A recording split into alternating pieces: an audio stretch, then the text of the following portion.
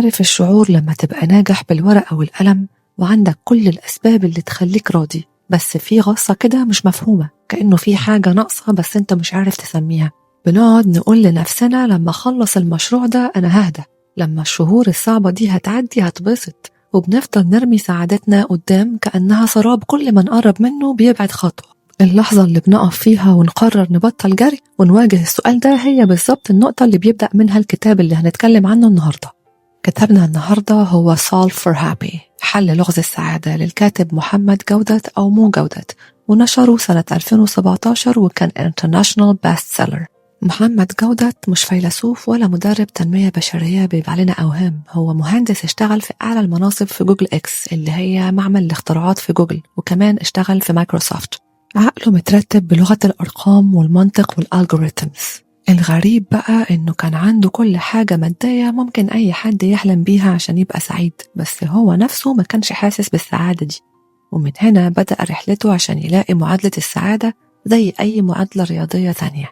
بس الاختبار الحقيقي للمعادلة دي جه في أصعب وأقصى لحظة ممكن يمر بيها أب، وهي لحظة فقدانه لابنه اللي كان بالنسبة ليه المعلم والصديق. علي توفي سنة 2014 بسبب خطأ طبي في عملية بسيطة، وبعد 17 يوم بس من الفقد محمد بدأ يكتب الكتاب ده. بيبدأ كلامه بحقيقة بسيطة جدا، وهي إن السعادة هي الحالة الافتراضية للإنسان. لو بصيت لأي طفل صغير هتلاقيه في حالة رضا وفرح فطرية، هو مش محتاج بيت كبير ولا ترقية ولا لبس غالي عشان يضحك من قلبه، هو بس محتاج احتياجاته الأساسية تكون متوفرة وما يكونش فيه ألم حالي في جسمه. السعادة مش حاجة بنكتسبها من بره، هي السوفت وير الأصلي اللي نزلنا بيه الأرض، واحنا اللي مع الوقت والظروف بنردم عليها بطبقات من القلق والتوقعات. احنا اللي حطينا شروط للسعادة وبدأنا نقول لنفسنا هبقى مبسوط لما يحصل كذا، وبالجملة دي احنا بنأجل حياتنا لزمن مش موجود، وبنربط حالتنا النفسية بحاجات بره سيطرتنا تماما. محمد بيقول لنا إنه المعادلة اللي وصلها هي إنه السعادة بتساوي إدراكك لأحداث حياتك ناقص توقعاتك عن الحياة. وهنا لازم نفهم حاجة مهمة جدا، هو مش بيقولك الأحداث نفسها، هو بيقولك إدراكك للأحداث، لأن الإدراك مش نسخة مطابقة من الواقع، ده بيتلون بتجاربك القديمة، بمعتقداتك، بالقلق اللي جواك، وبالأنا، وبالقصة اللي دماغك بتكتبها من غير ما أنت تحس. ودي مش دعوة انك تقلل من توقعاتك ولا انك تجامل الواقع، هي دعوة انك تنظف العدسة اللي بتبص بيها على الواقع، لان لو الادراك متشوه حتى لو توقعاتك قليلة هتفضل شايف الدنيا بعيون متعبة. فكر فيها بعمق شوية. المطرة مطرت، ده حدث محايد. لو انت كنت مخطط لخروج على البحر عشان تعمل تان ومستني الشمس هتحس بالضيق والتعاسة، لان الحدث جه اقل من توقعاتك. بس لو انت مزارع والأرض عندك عطشانة، نفس المطرة دي هتحسسك بمنتهى السعادة، لأن الحدث فاق توقعاتك. الحدث واحد بس الشعور اختلف بناء على توقعاتك. مشكلتنا الحقيقية مش في اللي بيحصل في الدنيا، مشكلتنا في فكرتنا احنا عن اللي بيحصل، وفي سقف التوقعات اللي بنبنيه في خيالنا وبنحكم على الواقع بناء عليه.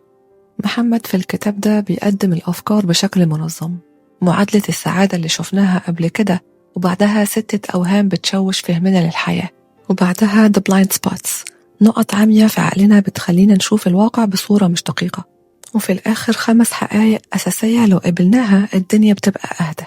هنا هحكي لكم بالصياغة الأبسط والأقرب لينا، بس الفكرة هي نفس فكرة الكتاب. الوهم الأول وهو الأكبر والأكثر سيطرة هو وهم الصوت اللي في دماغك. كلنا عندنا الصوت ده اللي مش بيبطل كلام طول ما احنا صاحيين، وأحيانا حتى واحنا نايمين. الصوت اللي بينتقدك، بيفكرك بغلطات قديمة، وبيحذرك من بكرة. المشكلة إن احنا بنفتكر إن الصوت ده هو احنا. محمد جودة بيقولك بوضوح انت مش الصوت ده، انت المراقب اللي بيسمع الصوت ده. عقلك مجرد عضو في جسمك، زي معدتك ما بتهضم الأكل، هو وظيفته التفكير عشان يحميك من المخاطر، بس هو أحيانا بيبقى زي موظف أمن مخلص زيادة عن اللزوم، بيقعد يخوفك من حاجات وهمية عشان يضمن إنك في أمان. لما تفهم المسافة دي بينك وبين أفكارك هتبدأ تختار إيه اللي تصدقه وإيه اللي تعديه. الوهم التاني وهو وهم الأنا أو الإيجو. إحنا بنحب نحس بقيمتنا، أنا المهندس فلان، أنا صاحب العربية الفلانية، أنا صاحب الفيلا اللي هناك دي، وبنربط كل كياننا بالحاجات دي. بس الحقيقة إن كل دي أقنعة. لو جردت نفسك من وظيفتك ومن ممتلكاتك ومن صورتك قدام الناس هيفضل جوهرك الحقيقي اللي ما بيتغيرش. طول ما انت رابط سعادتك بصورتك الخارجية هتفضل في رعب دايم ان الصورة دي تتهز أو تتكسر.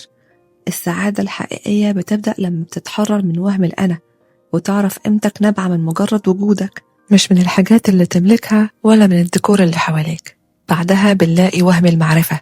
احنا كبشر بنحب نحس ان احنا فاهمين كل حاجة، وبنحاول نحلل تصرفات الناس والكون بناء على معلوماتنا المحدودة، وده بيخلينا نحكم على الأمور بسرعة وبغضب. فلان ده عمل كده عشان يضايقني، الحظ دايما ضدي. وفي الحقيقة احنا بنشوف جزء صغير جدا من الصورة الكبيرة للكون. You are not the star of everyone else's movie. You are just a supporting character in theirs. يعني بالعربي كده حضرتك كومبارس في حياة الناس زي ما هي كمان نفس الشيء بالنسبة لك. احنا عاملين زي اللي باصص من خرم إبرة على غابة وبيحاول يوصفها كاملة. محمد بيدعونا للتواضع المعرفي، إن احنا ببساطة نقول أنا مش عارف كل التفاصيل. لو تواضعت واعترفت إنك مش كامل، وارد جدا ما تكونش عارف وفاهم كل حاجة، ده لوحده بيدينا راحة نفسية كبيرة قوي، لأننا بنبطل نشيل هم تفسير كل لغز بيحصل في يومنا حوالينا، وبنسلم إنه في حكمة أكبر من استيعابنا. الوهم الرابع وده اللي بيسرق عمرنا من غير ما نحس، وهو وهم الزمن. احنا نادرا ما بنعيش في دلوقتي، يا إما عقولنا غرقانة في الماضي بالندم والتحليل، أو طايرة في المستقبل بالقلق والتخطيط، والاتنين بيموتوا اللحظة الوحيدة اللي احنا بنملكها فعلا، وهي دلوقتي. الندم هو انك تعيش في زمن فات وما ينفعش يتغير، والقلق هو انك تعيش في زمن لسه ما جاش وممكن ما يجيش أصلا. لو ركزت في دلوقتي وانت بتسمعني، في ملمس الهدوم على جلدك، في صوت النفس اللي داخل وخارج، هتكتشف ان اللحظة الحالية غالبا ما فيهاش أي تهديد. السعادة لا يمكن تتعاش إلا في الحاضر. نيجي لوهم السيطرة اللي مسبب لنا توتر مش بينتهي. احنا بنتوهم اننا لو خططنا بالملي هنقدر نسيطر على النتيجة، بس الحقيقة المجردة ان احنا بنملك السعي بس، مش بنملك النتائج. لما بنحاول نسيطر على كل حاجة بنعيش في صراع مع الحياة. الحل اللي بيطرحه الكتاب هو التسليم الواعي، انك تعمل اللي عليك بمنتهى الاتقان والصدق، بس تسيب النتيجة لربنا، للقدر، للكون. التسليم مش معناها انك تبقى سلبي، بالعكس، التسليم هو انك تكون في حالة سلام مع اي نتيجة تطلع، لانك عارف انك عملت دورك والباقي مش بتاعك. اخيرا وهم الخوف. الخوف في الاصل وسيلة بقاء، بيخليك تجري لو في اسد بيطاردك مثلا، بس في عالمنا الحديث الاسد بقى هو خوفنا من الفشل ومن كلام الناس ومن الوحدة. الخوف ده بيشل حركتنا وبيخلينا نعيش في سجن من صنع خيالنا. محمد بيقول لنا إنه أغلب الأشياء اللي بنخاف منها مش بتحصل أصلا. بعد ما نفكك الأوهام الستة، محمد بينقلنا لمرحلة أعمق وبيعتبرها من أخطر المراحل، مرحلة السبع نقط العامية أو the blind spots. ودي مش عيوب في شخصيتك ولا ضعف فيك، دي ببساطة طريقة شغل العقل نفسه وهو بيحاول يفهم الحياة ويفسر اللي بيحصل. أول blind spot وهو الفلترة filtering، إنك تمسك في حتة واحدة من الصورة وتسيب الباقي، وغالبا بنركز على اللي ناقص بس ونعدي كل اللي حلو. تاني blind spot وهو الافتراض assumptions، إنك تبني حكم كامل على موقف أو شخص من غير ما يكون عندك الصورة كلها. ثالث blind spot وهو التوقع أو التنبؤ prediction، إنك تقنع نفسك إنه الأسوأ جاي لا محالة، فتعيش الخوف قبل ما أي حاجة تحصل. رابع blind spot وهو الذكريات memories، إن الماضي يدخل يلون الحاضر، فتشوف موقف النهاردة بعين وجع قديم ملوش علاقة باللحظة دي.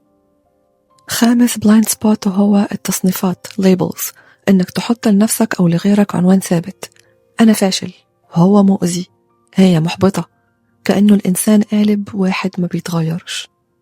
سادس blind spot هو العواطف emotions، إنك تعتبر الإحساس دليل، لمجرد إنك حاسس بخوف يبقى فيه خطر حقيقي، والمجرد إنك حاسس بالرفض يبقى أنت مرفوض فعلا. آخر blind spot هو المبالغة exaggeration، إن العقل يكبر الأمور لحد من المشكلة الصغيرة تبان كأنها نهاية العالم. بعد الأوهام والبلايند سبوتس، محمد بياخدنا لآخر محطة في الرحلة، مرحلة بيسميها الحقائق الأساسية ultimate truths، حقائق لما نرفضها بنتوجع، ولما نقبلها الحياة بتهدى. أول حقيقة ويمكن الوحيدة الثابتة في الدنيا التغيير change. ما فيش أي حاجة بتفضل زي ما هي، لا الفرح بيفضل ولا الحزن بيفضل، لو انت دلوقتي في لحظة صعبة وبتحس انها مش هتعدي، افتكر انه ده ضد قانون الكون، هي هتعدي. ولو انت في لحظة جميلة، استمتع بكل ثانية فيها لأنه برضه هتتغير. مقاومة التغيير هي اللي بتوجعنا، بس لو رقصنا مع التغيير وقبلناه كجزء من الرحلة هنوصل لمرونة نفسية عالية. تاني حقيقة، اللحظة الحالية. الحياة عمرها ما حصلت امبارح ومش هتحصل بكرة، هي بتحصل دلوقتي. اللحظة الحالية لازم تكون أهم من أي حاجة فاتت وأهم من أي حاجة هتيجي. تالت حقيقة هي الحب. مش قصده هنا الحب الرومانسي بس، هو قصده الحب الغير مشروط للوجود ولنفسك، للناس، للجمال اللي في أصغر الحاجات. النوع ده من الحب هو الوقود الحقيقي اللي بيخلي الرحلة تستاهل، وهو اللي بيشفي الجروح اللي الأيام بتسيبها فينا. من غير حب أي نجاح يبقى فاضي، وأي حياة تبقى تقيلة. الحقيقة الرابعة، التصميم، ده الديزاين. لازم نفهم إنه في نظام أعمق من فهمنا الكامل، وإنه مش لازم نفهم كل حاجة عشان نرتاح. محمد بعين المهندس شاف دقة في الكون تخليه يؤمن إنه مفيش عبث، حتى الوجع والخسارة ليهم مكان في الصورة الكبيرة. لما نبطل نسأل ليه ده بيحصل لي أنا، ونبدأ نسأل أنا أتعلم إيه من اللحظة دي، العلاقة اللي بيننا وبين الحياة كلها بتتغير. آخر حقيقة ويمكن أصعبهم هي الموت. إحنا بنهرب من سيرة الموت وبنخاف منها، بس محمد بيشوف إن الموت ده هو اللي بيدي للحياة قيمة ومعنى. تخيل لو الحياة أبدية، ما كانش هيبقى فيه أي استعجال إنك تقول لحد بحبك ولا إنك تعمل حاجة مفيدة، كانت الحياة هتبقى مملة وبلا طعم. إدراكنا إن وجودنا هنا مؤقت بيخلينا نركز على الأثر اللي هنسيبه وعلى جودة الوقت اللي بنعيشه مع اللي بنحبهم. مش لازم نخاف من الموت عشان هو مش النهاية. الموت مش عكس كلمة الحياة، الموت هو عكس كلمة ولادة. لما محمد فقد ابنه، عرف وفهم إنه علي ما كانش ملكية خاصة ليه، هو كان هدية غالية جدا من ربنا لفترة معينة، والهدية دي وقتها خلص، بس الروح والتأثير والمحبة اللي سابها علي لسه موجودة ومكملة. ده بيخلينا نفكر في مفهوم التعلق. احنا بنتعس نفسنا لما بنتعلق بأشياء أو أشخاص كأنهم هيفضلوا معانا للأبد، في حين إن احنا كلنا ضيوف في رحلة قصيرة. وهنا نبقى وصلنا للجانب العملي، ازاي نطبق الكلام ده وسط زحمة حياتنا ومشاكلنا. الموضوع مش زرار بنروح ندوس عليه وبنبقى فجأة سعداء، ده محتاج تدريب يومي زي ما بنمرن عضلاتنا في الجيم. محمد بيقترح علينا تمرين بسيط جدا بس مفعوله بيبان مع الوقت، اسمه قائمة السعادة The Happy List. قبل ما تنام أو أول ما تصحى، اكتب حاجات بسيطة جدا خلتك تحس بالرضا أو الابتسامة، ريحة القهوة الصبح، رسالة من صديق قديم، نسمة هوا باردة في يوم حر. الهدف من التمرين ده مش إننا ننكر إنه في مشاكل، بس إن احنا نعيد برمجة عقلنا إنه يدور على الجمال والرضا بدل ما هو متبرمج يدور بس على النكد والتهديدات. حاجة تانية مهمة جدا وهي تصفية البيئة المحيطة. محمد شايف إنه المخ زي نظام تشغيل، لو كل يوم بتحط فيه عوامل سامة طبيعي يطلع لك نتائج متعبة. الفكرة مش إنك تهرب من الواقع، الفكرة إنك تختار بعناية إيه اللي يستحق يعيش جوه دماغك طول اليوم. عقلنا بيتأثر جدا باللي بنشوفه وبنسمعه. لو أنت محاط بناس شكاية طول الوقت، أو بتقضي ساعات في متابعة أخبار كئيبة، أو حياة ناس ثانية على السوشيال ميديا وبتقارن نفسك بيهم، طبيعي إنه عقلك هيفضل في حالة تأهب وشعور بالنقص. السلام النفسي مش معناه إنك ما تحزنش، الحزن شعور إنساني أصيل وضروري عشان نتعافى من الخسارة، بس المعاناة هي الاختيارية. الحزن هو استجابة طبيعية لحدث، بس المعاناة هي إنك تفضل تعيد شريط الحدث ده في دماغك 1000 مرة وتلوم نفسك وتتخانق مع الماضي. الخلاصة اللي محمد عايزنا نطلع بيها من التجربة دي كلها هي إن السعادة قرار واختيار واعي بناخده كل يوم. هي إنك تدرك إنك مش محتاج تضيف حاجة لحياتك عشان تبقى سعيد، أنت محتاج تشيل الأوهام والتوقعات اللي منعاك تشوف الحقيقة. السلام الداخلي هو إنك تكون راضي عن الآن ومتقبل لغموض بكرة ومسامح في اللي حصل امبارح. بص حواليك هتلاقي في عشرات ويمكن مئات الحاجات اللي تستحق إنك تكون ممتن لوجودها دلوقتي. السقف اللي حميك، الهدوء اللي حواليك، حتى قدرتك على التفكير والتأمل في الكلام ده هي نعمة كبيرة. السعادة مش بعيدة، السعادة هي أنت لما تتصالح مع نفسك ومع قوانين الحياة البسيطة. قبل ما نخلص لازم أقول لكم إنه علي قبل ما يتوفى حلم إنه everywhere and a part of everyone، يعني بقى في كل مكان وجزء من كل الناس. وعشان كده محمد جودة كتب الكتاب ده بعد وفاته، وشارك معانا أفكاره العبقرية وآراءه الصادقة بعقله هو وبقلب علي، عشان يساعدنا نفهم نفسنا ونقرب من السعادة على قد ما نقدر، وبكده يبقى نجح يخلي علي في كل حتة وجزء من كل الناس. والتارجت بتاعه هو 1 billion happy، يعني بليون واحد سعيد. شاركوا الحلقة عشان نكون جزء من الرسالة المهمة والجميلة دي. أنا ريم، ودي كانت حلقتنا النهاردة في بينا كلام. أشوفكوا الحلقة الجاية على خير. باي.